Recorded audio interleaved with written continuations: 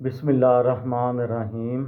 लाखों दरूद पाक हज़रत मोहम्मद सल्लल्लाहु अलैहि वसल्लम और आप सल्लल्लाहु अलैहि वसल्लम की आल पर। अस्सलामु अलैकुम। मेरा नाम इफ्तिखार अहमद है और आप मेरा यूट्यूब नॉलेज देख रहे हैं। मेरी आज की वीडियो का उन्वान है, क्या इस मंसूबे को हुकूमत की मंजूरी हासिल थी।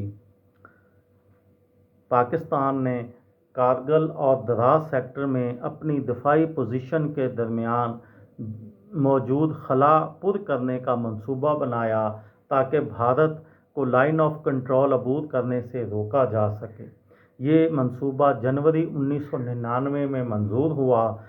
नादरन लाइट इन्फेंट्री जो मकामी अहलकारों पर मुश्तमिल थी को अगली चौकियों पर तैनात किया गया और हदायत दी गई कि LOC के साथ वाटर शेड लाइन अबूर ना की जाए। मुशर्रफ लिखते हैं, ये कार्रवाई इंतहाई राजदारी और महदूद वसाइल के साथ की गई और अप्रैल 1999 के आखिर तक LOC के 120 किलोमीटर तवील गैर महफूज हिस्सों में 100 से ज़ायद नई चौकियां कायम कर दी गईं। भारत पाकिस्तान की नई पोजीशन से बेखबर रहा। बेखबरी का दावा तो नवाज शरीफ का भी है, जिनका कहना है कि हुकूमत की मंजूरी किसी भी ऐसी कार्रवाई के लिए कानूनन लाजम थी। सुहेल वड़ाइच की किताब गद्दार कौन में शामिल इंटरव्यू में नवाज शरीफ बताते हैं, मुझे वज़ीर आज़म की हैसियत से कारगिल पर एतमाद में नहीं लिया गया। अलबत्ता मुशर्रफ लिखते हैं कि 29 जनवरी 1999 को स्कर्दू और 5 फरवरी 1999 को नीलम वादी के कील सेक्टर में फ़ौज ने वज़ीर आज़म को ब्रीफिंग्स दीं, जिनमें बताया गया कि हमारी दिफाई कार्रवाई भारतीय सरगर्मियों का रद्द अमल थी। नवाज शरीफ हुकूमत में वज़ीर इत्तलात मुशाहिद हुसैन सैयद ने सन 2019 में एक इंटरव्यू में बताया कि जनवरी में तो ऐसा कोई इशारा नहीं दिया गया था, मैं उस ब्रीफिंग का हिस्सा था और वो सिक्योरिटी पर एक अमूमी ब्रीफिंग थी।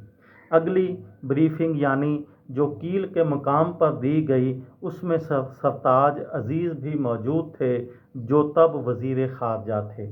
वो अपनी किताब में लिखते हैं, ये ब्रीफिंग ख़ास तौर पर नीलम वैली रोड पर भारतीय मुदाखलत और कागान वादी के ज़रिए एक मुतबादल सड़क की कामयाब तकमील से मुतल्लक थी और उसमें कारगिल का कोई ज़िक्र नहीं था।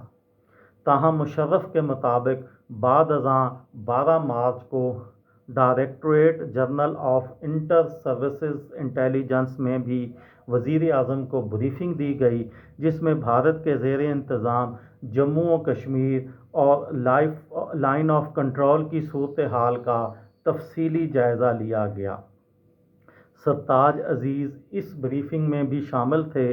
वो अपनी किताब में लिखते हैं कि ब्रीफिंग में ना तो किसी नए इक़दाम या ऑपरेशन का इशारा था और ना ही पाकिस्तानी फ़ौज या पैरा मिलिट्री फ़ोर्स की शमूलियत का या LOC पार करके ऐसी पोजीशन संभालने की मंसूबे का जो इससे पहले भारत के पास हों। बस उन्होंने कारगिल सेक्टर में मुजाहिदीन की सरगर्मियों में तेज़ी का बताया था। ये थी मेरी आज की वीडियो। किसी दोस्त को, किसी भाई को, किसी बहन को फ़ायदा हो तो मुझे दुआओं में याद रखिएगा।